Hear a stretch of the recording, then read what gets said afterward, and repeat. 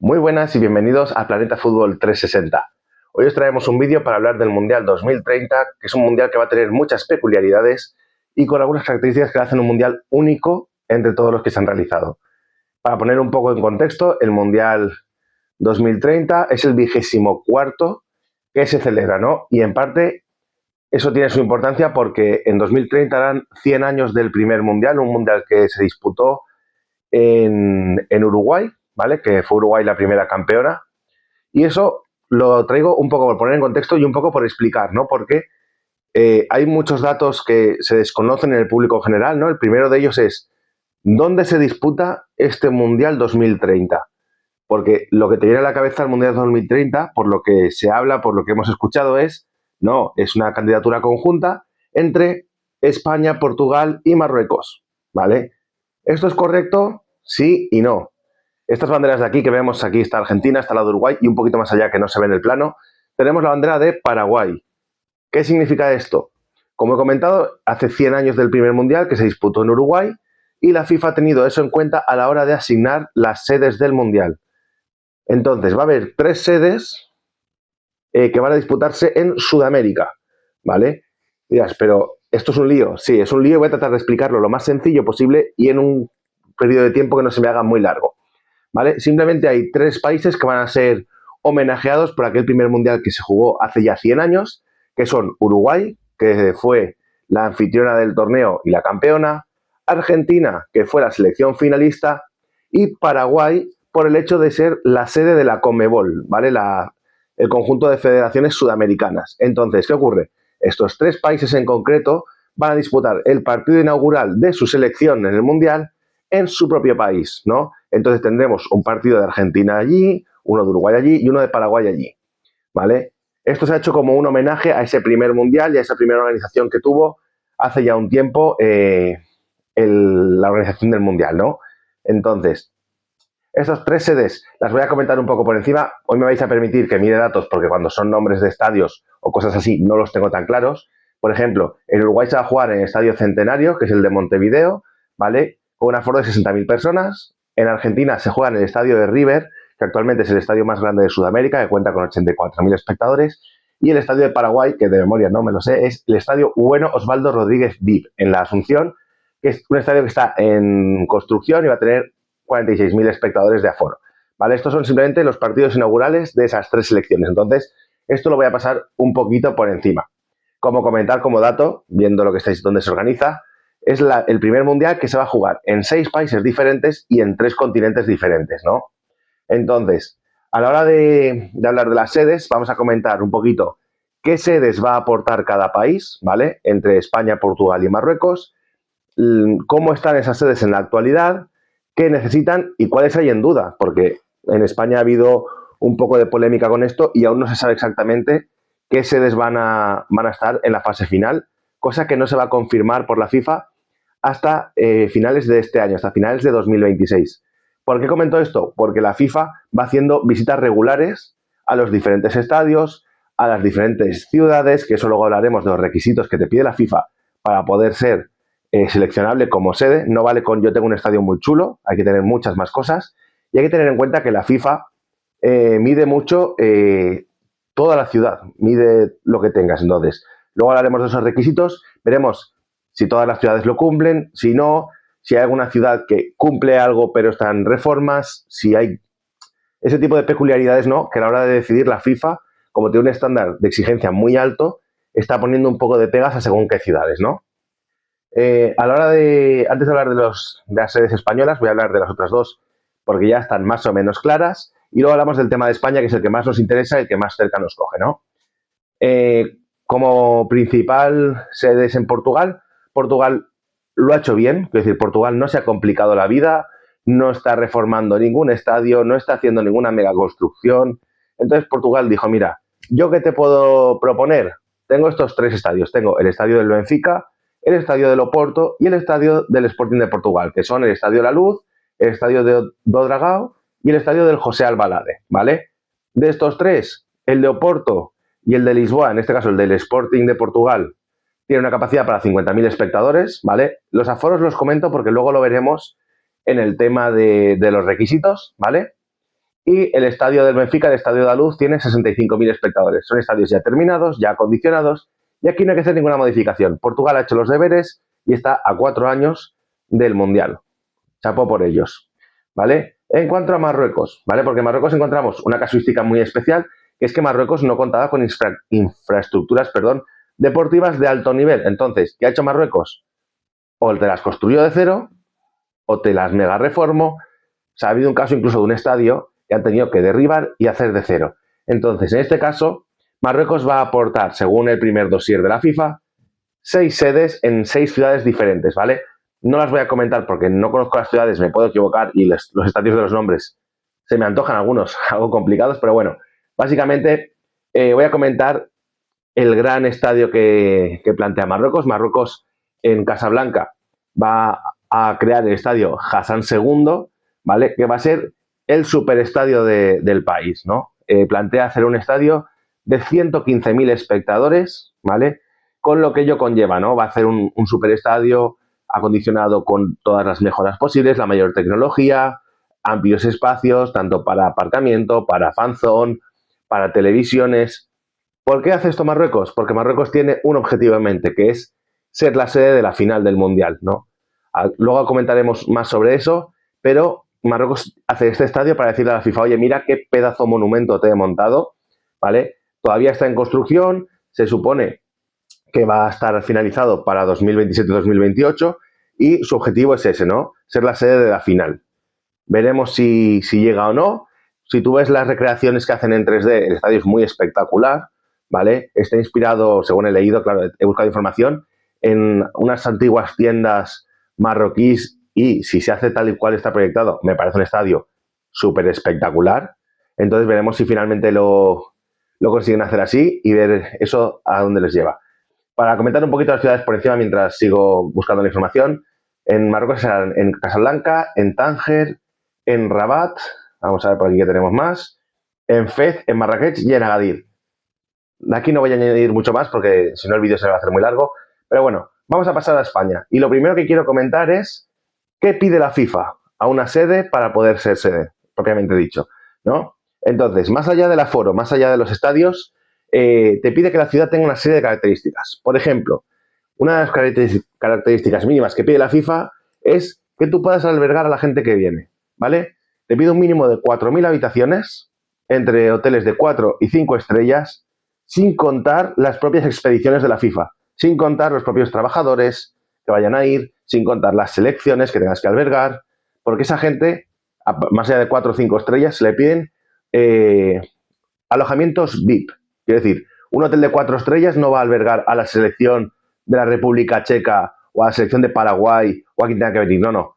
A esa gente tienes que darle los mejores hoteles de la ciudad, ¿vale? Y tienen que ser para ellos, tienen que tener plantas reservadas y tienen que tener su espacio acondicionado, ¿vale? Lo cual hace que ya reduzcas bastante la cantidad de habitaciones disponibles porque son 25 jugadores, pero no viajan 25 con cada federación, ¿vale? Entonces, eso hay que tenerlo en cuenta a la hora de albergar a la gente. Tema transporte. Lo primero, el país que organice tiene que tener un aeropuerto internacional que funcione 24 horas. Sí o sí, porque el Mundial atrae muchísima gente, ¿vale? Más allá de ahí, tienes que tener aeropuertos cercanos a los estadios, ¿vale? A un máximo de, creo que eran 100 kilómetros. Ahora mismo el dato de los kilómetros no lo recuerdo, pero era, vamos, básicamente que tengas un estadio cerquita, que la gente pueda viajar y en un ratito estar en el campo, ¿vale? Y esto también lo pide a nivel ferroviario. Tiene que haber conexión ferroviaria entre las distintas ciudades donde se disputa el Mundial dentro del mismo país y si puede ser de alta velocidad, eso te suma muchos puntos, ¿vale? En este caso de transporte luego comentaremos porque hay un estadio que aunque la FIFA ha dado el visto bueno, ha dicho, ojo, aquí hay un problema. Tema aficiones, ¿vale? Más allá del alojamiento, te pide que puedas albergar las fan zones de las selecciones, ¿vale? Aquí lo que pide la FIFA básicamente es que la ciudad que se encarga de acoger este partido del Mundial pueda albergar 2 fan zones en la misma ciudad con un aforo mínimo de 15.000 espectadores cada una. Esto se hace más que nada por el tema de los visionados de partidos en pantallas gigantes y, sobre todo, que la gente pueda estar cómoda en la ciudad, ¿no? Es también un evento más allá de deportivo, es turístico, es de interés internacional y no puedes quedar mal. Tú no puedes darle un espacio cutre, un espacio donde la gente vaya a estar apretada, vaya a estar incómoda. Y eso se alberga también para los partidos, ¿vale? Una cosa que puntúan los partidos es que tú puedas techar el 100% del público. Eso suma muchos puntos por el hecho de que el Mundial, la FIFA, según quiere, es la excelencia. Tú no puedes ver un partido que te estés mojando, según la FIFA. Entonces, lo que para la fase de grupos, 16avos, octavos, cuartos de final, porque en este torneo recordemos que van a ser 48 selecciones, es algo que te suma muchos puntos. Para la final es obligatorio techar el 100% del público. Si un estadio no puede techar el 100% del graderío, el campo es otra cosa, del graderío no puede ser sede de la final, ¿vale? Y llega a este punto. Quedan dos cositas por comentar de lo que pide la FIFA, ¿vale? Que son, básicamente, que cada campo que sea sede tiene que tener 4 subsedes. ¿Qué significa esto? Tienes que tener 4 campos de entrenamiento que tengan el mismo tipo de césped y las mismas dimensiones, ¿vale? Aquí en España eso no es problema porque todos los equipos de fútbol tienen su ciudad deportiva que suele tener las mismas características para que los jugadores entrenen en las mismas condiciones. Entonces, en ese aspecto, en España estamos cubiertos. Y en cuanto a tema de aforo, que he comentado antes que iba a ser importante a la hora de elegir ciudades, la FIFA pide 3 tramos, por así decirlo. Tienes lo que es el estadio base para un mundial, para la fase regular y hasta cuartos de final, que te pide un mínimo de 40.000 espectadores netos, ¿vale? Que luego hablaremos de eso. Tienen que ser netos, tienen que ser asientos de buena visibilidad y asientos una vez la FIFA haya acondicionado el campo, ¿vale? Eso es más que nada por el tema de que si tu estadio, por ejemplo, el Santiago Bernabéu, el caso más conocido aquí en España, el estadio yo creo que más reconocido ahora mismo, tiene unos 83.000, 84.000 asientos. ¿Cuántos se le quedan con los netos, según la FIFA? A poco más de 80.000. ¿Por qué? Porque te está quitando por publicidad, te está quitando algunos por tema de meter más televisiones, porque el Mundial es el torneo más retransmitido. Entonces, la FIFA, entre los que tengan mala visibilidad, ponerte publicidad, ponerte accesos de seguridad, te va quitando asientos y se te quedan en unos cuantos menos, ¿no? Por lo general, cada campo, por lo que he visto, suele perder entre 2 y 5.000 espectadores en cuanto a asientos, entre el bruto y el neto, según la FIFA, y es más que nada por temas de seguridad, ¿vale? Y en cuanto a aforo, para la fase regular, como he dicho, 40.000 espectadores, para semifinales piden 60.000, ¿vale? En este caso, en España no habría problema, porque de aquí al 2030 vas a tener mínimo 4 o 5 sedes capaces de albergar una semifinal. En Portugal solamente estaría el Estadio de la Luz, el del Benfica, y en Marruecos, de los 6 que están construyendo y reformando, hay 3 que podrían optar a este aforo, ¿no? Entonces, dicho esto, la FIFA yo no sé qué elegirá. Yo entiendo que si Portugal es sede y no puede aportar la final, mínimo una semifinal le darán, supongo. Tampoco sé cómo lo va a organizar. No han dado más datos sobre eso porque hasta que no sea oficial el listado, que sale en diciembre de 2026, no lo vamos a saber, pero para mí es algo que podría ser lógico. Dicho esto, vamos a repasar rápidamente, porque no quiero que se me vaya mucho de tiempo, los estadios actuales, los que se han caído, el por qué se han caído y cuáles tienen ciertas dudas, ¿vale? Voy a comentarlos por encima. Los que ya están confirmados básicamente son el Spotify Camp Nou, en reformas actualmente, el Santiago Bernabéu, el Metropolitano, la Cartuja de Sevilla, el Estadio de San Mamés, el Estadio de Gran Canaria, el Estadio de la Nueva Romareda, el Real de Arena y el RCD Stadium, ¿vale? Aquí hay 2 estadios que se han caído de la lista oficial, como son el Estadio de A Coruña y el Estadio de la Rosaleda de Málaga, por un motivo muy sencillo. La FIFA no financia la construcción de estadios ni la reforma de estadios. Eso cada uno, yo te pongo los requisitos y tú te apañes para conseguirlos. Entonces, tanto el Deportivo de La Coruña con Ayuntamiento como en Málaga con el Estadio de la Rosaleda han visto que no les salía a cuenta lo que tenían que invertir, no más allá por invertirlo, porque dices, bueno, si hago un estadio mejor está bien, pero han visto que era muy difícil el retorno económico, ¿no? El Deportivo mismo, creo que salió el presidente y comentó, ¿para qué voy a duplicar el aforo de mi estadio si luego no lo voy a llenar? Si luego no voy a recuperar esa inversión. Porque en el estadio de Málaga, por ejemplo, se proyectaba una reforma de 280 millones y la del Deportivo era la mitad, creo, eran 140, 180 millones, pero no veían un posible retorno para albergar 2, 3, 4, 5 partidos de un mundial. Entonces dijeron, no nos sale a cuenta y han retirado su candidatura, ¿vale? Esto ha hecho que las sedes de España bajen de 11 a 9. Entonces, ¿Qué pasa con esas dos sedes que faltan? Hay dos ciudades, dos estadios que inicialmente se quedaron fuera, ahora los comentaremos, que son los que optan a estas dos plazas. El primero de ellos que voy a comentar, dado que está a Coruña, es Balaídos, ¿no? El estadio del Celta de Vigo, que tiene un pequeño problema para poder ser sede. El primero es el aforo. El estadio de Balaídos está actualmente en reformas, pero cuando termine la reforma está proyectado que tenga un aforo total de 32-33.000 espectadores. Como he comentado, para la fase de grupos hace falta un mínimo de 40.000. Le faltan entre 8 y 10.000 espectadores, contando con que le van a quitar algunos asientos por el tema del aforo neto y bruto. ¿Qué le faltan? ¿Qué ha dicho el Ayuntamiento de Balaídos? ¿Qué ha dicho el Celta de Vigo? Si nos elegís como sede, lo tendremos listo en 2030. Claro, esto, por un lado, dice la FIFA, vale, hemos cambiado una ciudad por otra, Vigo está cerca de A Coruña, pero por otro lado la FIFA dice, ¿quién me garantiza que efectivamente lo vas a tener a tiempo y lo vas a tener disponible, ¿no? Entonces, hay aquí una pequeña pelea entre si va a poder estar o no debido al aforo que pide la FIFA. Perdón.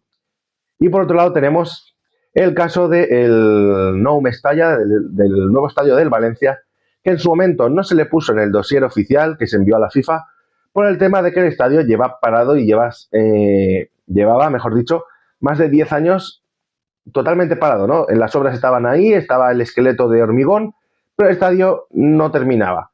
¿Qué ocurre?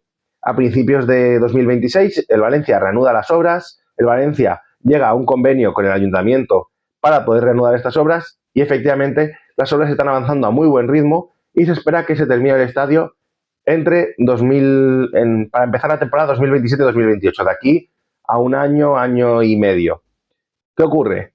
Valencia estratégicamente a la FIFA le gusta mucho, a la Federación Española le gusta mucho porque es una ciudad que cumple perfectamente todos los requisitos que se piden, además de ser un enclave turístico muy importante, lo cual suma puntos por el hecho de que la gente venga y disfrute del Mundial, ¿no? Entonces, todo apunta a que Valencia, como va a cumplir con todos los requisitos, va a ser una de esas dos plazas, si bien es cierto que eso lo tiene que revisar la FIFA, ¿vale?